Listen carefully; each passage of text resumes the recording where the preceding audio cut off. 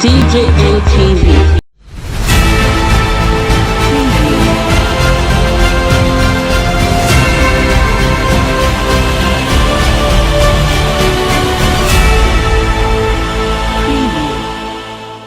Hi guys, good morning to you, good afternoon to you, and good evening to you, depending on the location you're watching us from. A very big welcome to you. This is DJNTV Daily News Update, your WhatsApp channel where you get the latest and the best news all around the world. If this is your first time of seeing any of our video or you are a returning subscriber, thank you for stopping by. Please do not forget to like, share, and comment on all our videos, and also check us out on our Facebook channel and also subscribe on our YouTube channel. Let's take it straight up into the main news. Nigeria has never been badly governed, Wike cries out. This DJNTV Daily News Update. The governor of Rivers State, Nyesom Ezeokwu Wike, has cried out that Nigeria has never been so badly governed in our political history as it has been in the last 6 years under the All Progressive Congress APC administration of President Muhammadu Buhari. Wike said this at the 61st Annual General Conference of the Nigerian Bar Association NBA Conference in Port Harcourt, and he added that the federal government is woefully failing in its basic duty of providing for the well-being and security of its own citizens. He therefore urged the Nigerian lawyers to engage in judicial activism as a deliberate measure to addressing the slow dispensation of justice and attempts to stifle the rights of the citizens. In the video we're about to watch, we saw Governor Wike saying that no excellence can be achieved in the nation's judicial system when judges lack the courage to enforce the law with equal measure because they are constantly under some form of political intimidation or pressure to please the vested interest. He wondered why the NBA has continued to focus less on promoting and fighting for the values of good governance, democracy, judicial independence, human rights, and the rule of law when there is urgent need for them to do so. Let's watch this video. We'll be right back. I wish to, on behalf of the government and people of Rivers State, join so many of our friends, colleagues, and leaders to formally welcome all of you to Port Harcourt for this annual conference of the Nigerian Bar Association. Law is not just an instrument for social control, it is as much as instrument for social progress. And as a government, we believe and subject ourselves to the rule of law. We also believe in the legal profession and respect the men and women saddled with judicial powers and authority to dispense justice to everyone who comes before them across the country. We have severally identified with and responded positively to the request of the NBA as much as we can with friendship and respect. And this has already been done after Nigerian first Attorney General and Commissioner for Justice, Nabo Graham Douglas, SN. This law school is costing the Rivers State government the sum of 16 billion naira. In addition to the provision of administration and maintenance overheads of 10 million naira per month for the law school, we intend to also support the campus with sustainable investment, which proceeds, we insist, must be applied for the limited benefit of this campus only. The investment is not for all general law schools, it is for Nigerian Law School Campus, Port Harcourt. Furthermore, we are building the Rivers State Judicial Institute to complement the services of the National Judicial Institute to provide greater access to periodic training and retraining for judicial officers, magistrates, and senior court personnel from Rivers State. The extent and intensity of investment in the entire value chain of the law and justice subsectors of the state and national economy underscores the importance we attach to the rule of law and effective administration of justice in Rivers State. One thing is clear: the legal system remains a key factor in our collective drive for socio-economic progress, and is only an unserious government that can elect to politicize the judiciary and expect meaningful development to take place. This is why our commitment as a government has been and will remain well towards having the best justice delivery system in the country in terms of access and affordability, institutional quality and integrity, as well as efficiency of the court rules, processes, and procedures. At this point in our development, we may yet be at where we are headed, but God knows we are doing great and profoundly impactful with our achievements in making Rivers State an admirable and preferred judicial hub in the country. Let me also be clear that we are not fools for throwing Rivers money after federal institutions and projects.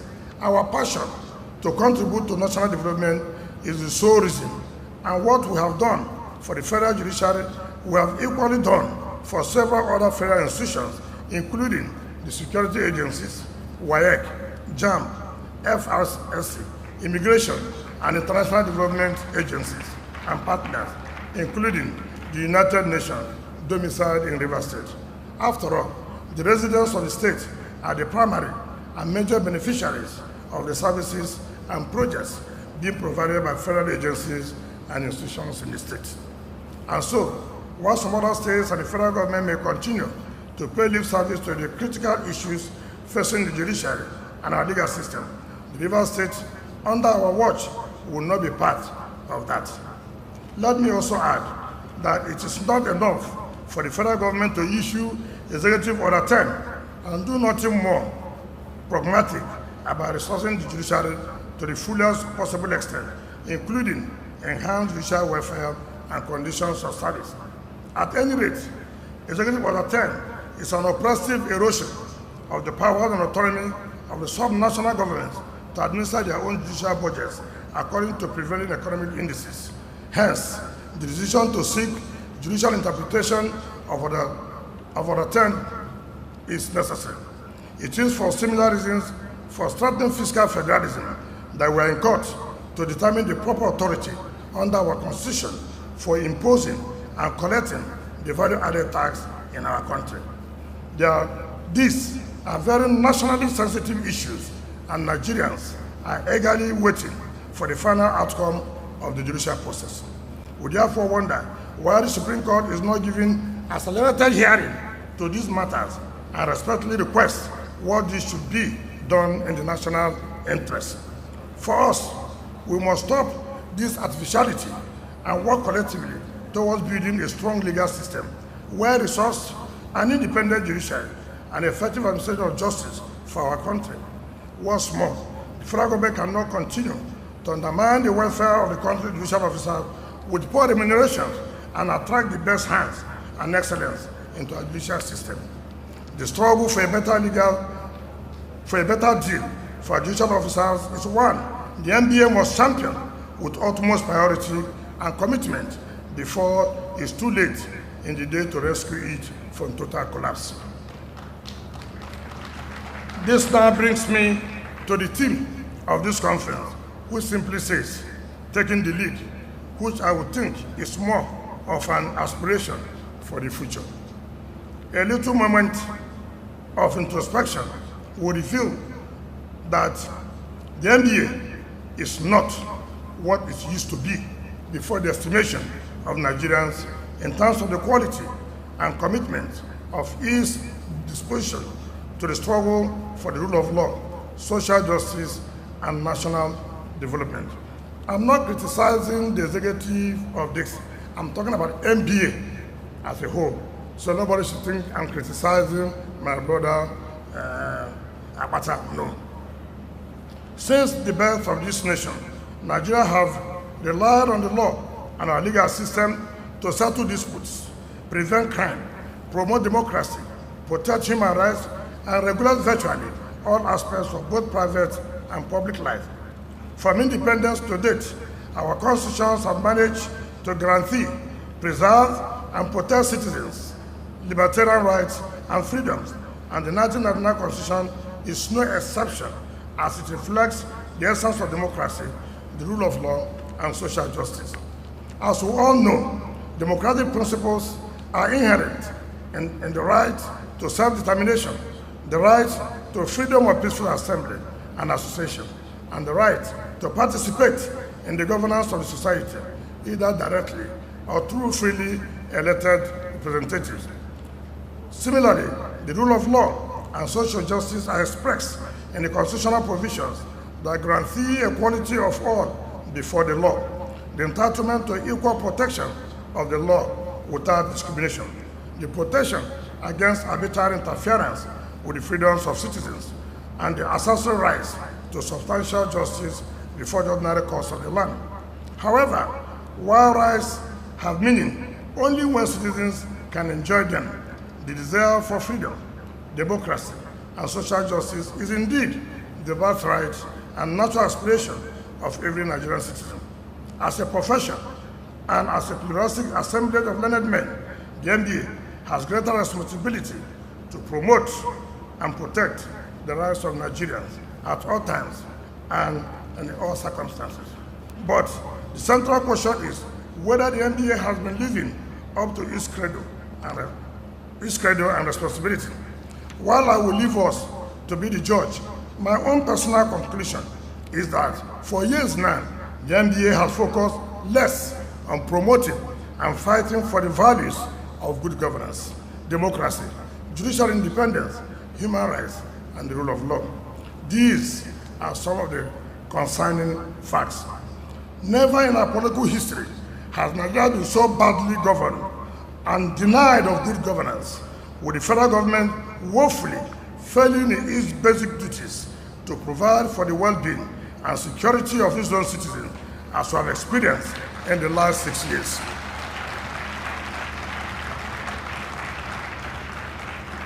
On a daily basis, the economic, social, and political rights, including the rights to personal security, freedom of speech, association, decent and peaceful protest, as well as the right to personal liberty, are being violated with impunity by the present federal government and its security apparatus. The invasion on personal liberty has been brazen and indiscriminate, such that even judges of the Superior Court, including Supreme Court justices, have in the recent past been victims of midnight assaults on their premises and subjection to unlawful arrest and imprisonment. Lately, the new default trend is to tax security risks to innocent Nigerians and opposition elements and use the immigration authority to seize their international passports without a prior court order. In the face of sustained political intimidation and pressure for the federal government, lack of judicial courage is becoming widespread among judges, which is undermining public confidence, discrediting the justice system, and causing irreparable damage to the fabric of our constitution and the rule of law. We all agree that justice delayed is justice denied, and in most other countries, criminal matters from the institution of proceedings to final determination are concluded within a time frame of 6 months. However, whether in civil or criminal trial, the Nigerian legal system is far slower, spreading sweats of injustice along its course with unjustifiable delays and burdensome costs on the state, lawyers, and litigants. There are many manifestations of social injustices feeding extremist sentiments and resentments across the country, even as many more wrong things are going on within the legal system and the larger society. Indeed, there are a plethora of troubling issues with our legal system, from the quality of legal education to the quality and personal character of those who are appointed to exercise judicial powers, from the quality of justice administration, including the existing court rules, processes, and procedures, to the assignment of cases and the resort to special or constitution of regular appeal panels, and from the quality of pretrial investigation to the trial process, and the quality of conduct of trial and defense lawyers to the quality of judgments and justices being dished out from the inferior to the superior courts. Unfortunately, NBA becomes part of the problem when it remains discomfortingly indifferent and cowardly voiceless to the many issues and challenges affecting good governance, democracy, the legal system, and the rule of law, in our country. We agree that confronting a blind and brutal government may be tough and often misinterpreted politically, but there can be no room for reticent, retreat, or surrender. Welcome back. This is the GMTV Daily News update. So guys, what do you think? We saw the governor of Rivers State saying that never in our political history has Nigeria been so badly governed and denied of good governance in Nigeria history. And he also said that the federal government is failing woefully in its duty to provide for the well-being and security of its own citizens, as we have experienced in the last 6 years of President Muhammadu Buhari. So guys, what do you think? You think that what Wike said is the correct thing? Do you think that Nigeria has never been so badly led by anybody as the APC has done? Remember, this is the first 6 years that the APC has taken power. The PDP has been in power for the last 16 years, and APC has only been in power for 6 years, and the regime of the APC, according to Wike, is worse than any other regime in the whole of Nigeria history. What do you think? Drop your comment in the comment section below. Thank you for staying with us till the end of this video. Please don't forget, if you're a new subscriber, all you need to do is like us on Facebook and subscribe on our YouTube. Also, if you are an existing subscriber, thank you for staying with us. Do not forget to like, share, and comment on all our videos. Also, check us out on our website, www.djmtv.news. Until we come your way next time, do not forget, this is DJ MTV Daily News Update. Thank you for watching till the end. Yeah.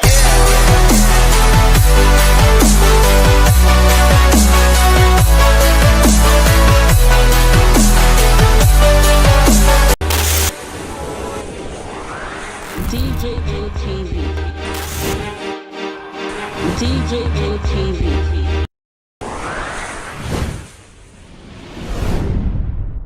People are the people don't say no, they don't like us. Welcome to DJ TV. DJ ATV. DJ ATV. DJ ATV. DJ ATV. Some of the delegates and ask them questions. DJ ATV.